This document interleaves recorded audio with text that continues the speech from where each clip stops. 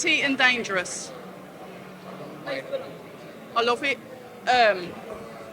What I will say, Maisie, is you brought really good energy to that top table. I could hear the passion in your voice, the keenness for you to get out, a debutant, an experienced boxer that says you've been doing it all your life. Maisey, welcome to October Red Boxing. Thank you very much for being a guest. Thank you. Talk to me a little bit then. You said that you've been in boxing about all your life. This is the first time we spoke, and I want our viewers to get to know you a little bit so we can start getting behind you and supporting you. Give us a little bit of overview of your boxing life. So I started boxing I was about 7, 8 years old in Kidbrooke, Samuel Montague. Then I had a bit of trouble getting carded because of being a female and all that. People don't believe in it. Back then, it wasn't unheard of. Do you know what I mean? And no one wanted to card me. So then I moved to Body Shots, and then I moved to Repton, being one of the first female to box out of Repton and the first female to do well there, really. And yeah, that's when my career kick-started in the Repton. And then I moved to, obviously, Turn Pro with Tony Sims in the Matchtoom Elite Gym and Kevin Mitchell. And yeah, first woman to box out of them and all. So it's perfect. You know, I couldn't write it better myself. You've come from Good Stock. Repton is a gym that I know quite well. It's an amateur gym that is quite well known in the boxing industry, but then moving over and deciding to go to Tony Sims, but trained by Kevin Mitchell. What was it that made you make that decision that you're going to go there? What was it about that gym? I don't know. It's a lot of Repton fighters do end up moving to Tony Sims, like Darren Barker, for example. So I actually worked for Darren in 12-3 in Aldgate, so it's crazy really how it all works out. Do you know what I mean? It's not even like I spoke to Darren and gave me a little leg up or whatever. I just ended up going and speaking to Charlie and speaking to Tony and speaking to Kevin and worming my way in, and yeah, it's crazy really. But interesting, and Kevin Mitchell, a good fighter himself, one of these that went through some wars when he used to fight. I remember I used to watch him on Anthony Joshua's undercards quite a few times. How is he as a trainer then? Yeah, he's wicked. He definitely knows what he's talking about. He takes his time. Not that you can understand a lot of what he's saying, do you know what I mean? But what you do understand, it works. So yeah, he's an unbelievable trainer, and being in that gym and around the boys in that gym, it's amazing. It's an amazing stable to box out of. So there's no doubt that you're going to be good boxing out of that gym. And how did he develop your style? Talk to us about how your style was when you was an amateur to how it's now developing as a pro. So if anyone knows the Repton style, it's like your arms and legs are everywhere. You're boxing on the back foot, picking people off.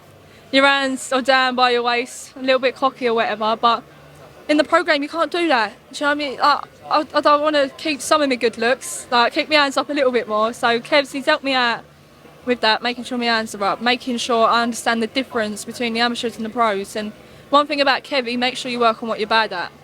Do you know what I mean? It's easy to always work on what you're good at and make sure you look good all the time and make sure that you're comfortable. But as soon as you push yourself into that little bit where you're a little bit more uncomfortable, which Kev's good at, that's when you start to see the changes and you start getting better. You know what I mean? It's all about getting comfortable with being uncomfortable, coming out of that comfort zone to develop yourself. But what is your style then? What can we look out for you on your debut? I'm always interested in styles. As you know, they make fights. Whatever works. Do you know what I mean? If I'm boxing, I like to adapt a little bit. I like to, even though I do get told off, I like to be a little bit cocky. Do you know what I mean? Have my hands down and that. But there's a time and a place for stuff like that. And come Saturday, I'm just going to take it in my stride. I'm not going to go out there guns blazing trying to knock people out because, you know what I mean? It's my debut. I'm doing 4 rounds, and if I see the time and the opportunity to do so, then I might do it. But yeah. The pressure then? And this is down to you, yes or no. Do you feel the pressure? You're on the undercard of Katie Taylor, undisputed champion, somebody that had to pave the way, somebody that when it started, women, they don't belong in boxing. Like you said, even when you started at the gym, it was like, no, we're not really happy with this. Do you feel a little bit of pressure then on this card for Saturday night? Do you know what? I feel like total opposite. I feel grateful. Do you know what I mean? It's not like my big sister's done it for me already, but you know what I mean? Like someone's already done it. I couldn't believe, can't even imagine what Katie must have felt like, you know? So I'm very thankful for Katie for paving the way the way she has. So yeah, you know what I mean? It just feels like it's a normal fight now.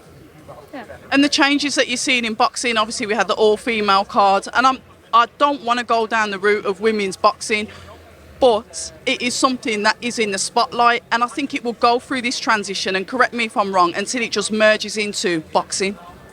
That's the thing, in my eyes, it's always just been boxing. And when you meet the right coaches and the right people around you, it's only ever boxing. There's no female, male divide. And people, like the public, are starting to see that now. Do you know what I mean? People are getting excited to watching female boxing. Never, ever in my life would I would have thought that this early on, with 2022, there'd be an all-female card that's sold out at the O2. So people are getting excited about it, as they should, because women can have it. They can probably have it more than the men. I've seen more women go toe-to-toe than the men do. So it's becoming more equal. I can't wait for it. Yeah, I think I'm with you there, and I think with the women, they're definitely more competitive, and it comes across that they're more willing to take on the fights, but I don't know if that's because there's a smaller pool, because obviously you get the women going up and down in the weights, they'll fluctuate with the weights to chase titles. I don't know, what are your thoughts on that? That's the thing, with women's boxing, there's not a lot of us, there's not a lot of girls that have done a lot, there's not a lot of girls that are of a good calibre, do you know what I mean, without sounding horrible or whatever, but yeah, that's the way it is. It's not like we're ducking people. There's not a lot of people to duck, but even if there was a lot of people to duck, I can bet you that we wouldn't be ducking them. And we're fighters. We're here to fight. We're not here to duck people and to whatever. We're here to make our dreams, and we're here to become world champions or whatever you want to do in your boxing career. And that is an ambitious start for you, but what can we expect to see from you on Saturday night? I know there's no crystal ball, but in your head, you're playing it through. You're standing, at the top of the stage, you walk out, music's on, you see the crowd, the lights are there. What can we expect from you on Saturday? See, your eyes just lit up then. Yeah, I've replayed it in my head like a million times, and every time I close my eyes, I probably see it. So I was sitting in the bath or waiting for the microwave to finish. It's all I'm thinking about, but I do want to knock out. Obviously, I'll be silly to say I didn't want to knock out, but I just want to put a good performance on and show everyone what I'm about, really. I like that. Humble, but ready for it. October Red Boxing with the lovely Maisey. Maisey, what's your surname? Maisey Rose Courtney. Maisey Rose Courtney. Any relation to Shannon? No. No. Sorry, I just had to get that in. Anyway, it was a pleasure to meet you, and all the best on your debut. Thank you very much. I'm going to wind up. You'll get used to me. Hi, and thank you for watching October Red Boxing.